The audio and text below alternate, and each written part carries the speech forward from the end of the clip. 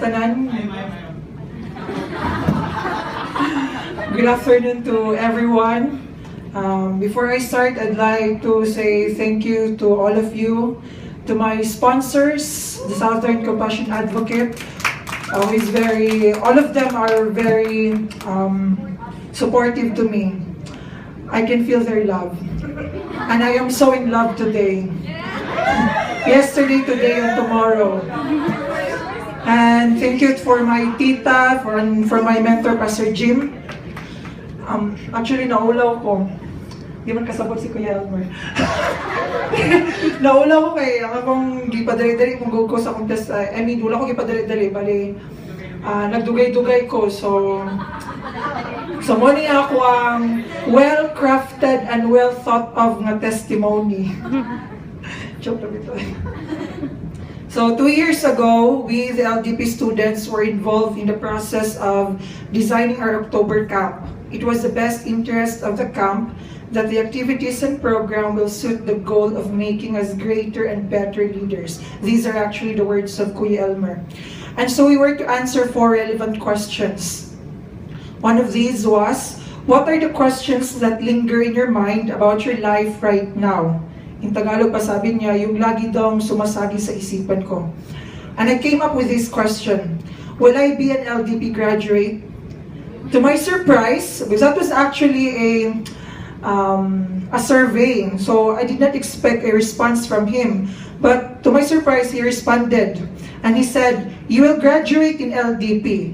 Decide once and don't think about it anymore. That's how easy it is. He he he.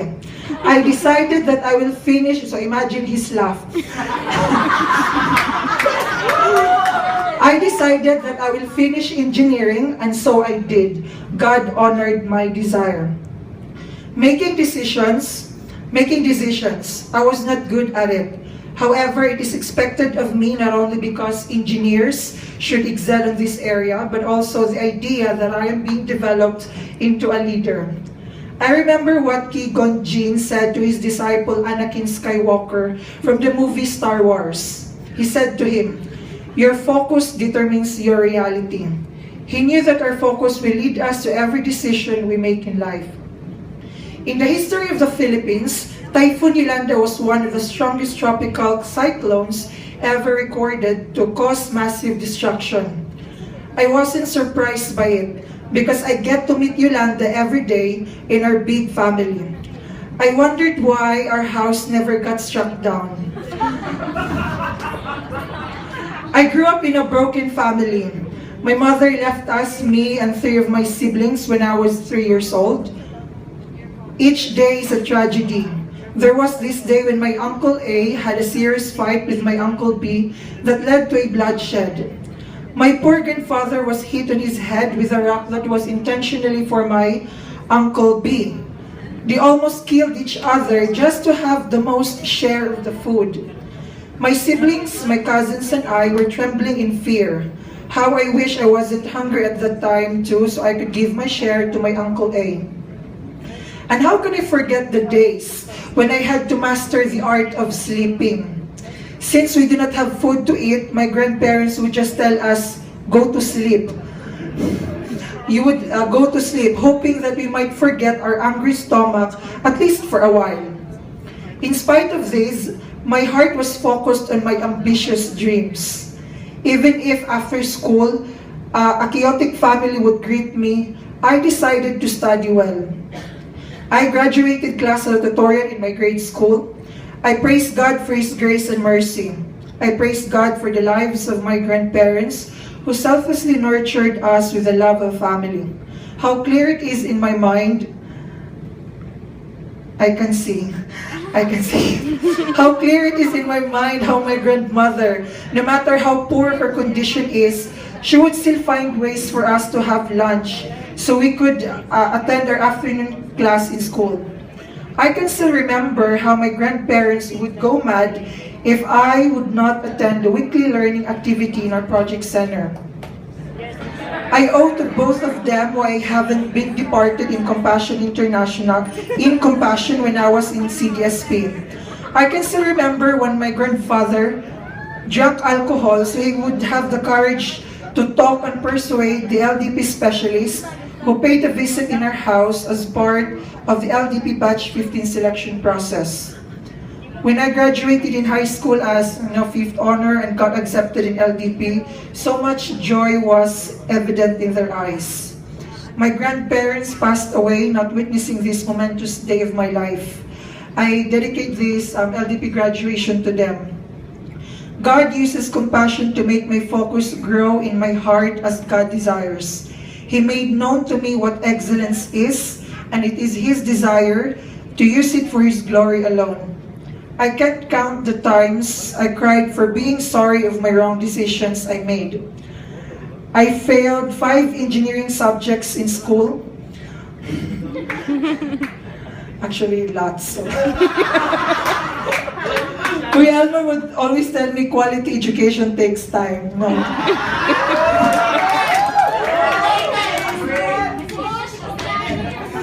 One of the reasons was I got addicted to COC or Clash of Clans. Still, I believe that engineering is no difficult course. Failure comes to an unprepared student. I praise God for giving me a lesson on humility. Makagraduate na jud ko. Nag-graduate din ako at magiging engineer.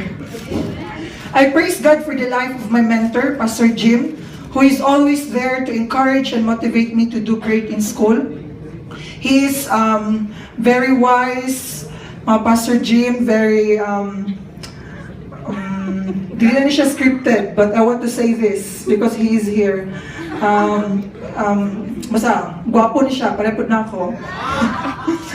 Moto, I praise God for the life of my mentor. And then, of course, paano ko makakalimutan the chemical engineer, my LDP specialist, Engineer Elmer Bernardo. His sweet sense of humor, passion, and dedication to the compassion ministry are proofs that the world is indeed a happy place for those who love God. I praise God for the lives of my sponsors too. They know how talkative I am in my letters. By the way, this is also not scripted. And I love each one of them, no matter, because there are a lot of them, like more than 10, or more than 15, if I am not mistaken. So I get to write letters for all of them. So can you just imagine how lovely it is? Not tiring, but lovely. I say lovely because, it is a wonderful and remarkable experience to talk to people who love God and who love you. So that's a blessing for me. And actually, every time I look at their faces, it makes me cry. I grew my tita, siya yung bumuhay sa amin. My father is not yet done with his romantic life, so he has got to deal with that. And my mother is already happily married to someone else in an Asian country. I do not know where exactly that is. So I always thank God that I have this extended family in Australia. I'll visit them soon there. They are God's miracle for me, my sponsors. I praise God for all the people He used for me to have gone this far. I am a proud Compassion child. I am a proud ambassador of Christ. Thank you for this opportunity. Thank you, and God bless us all.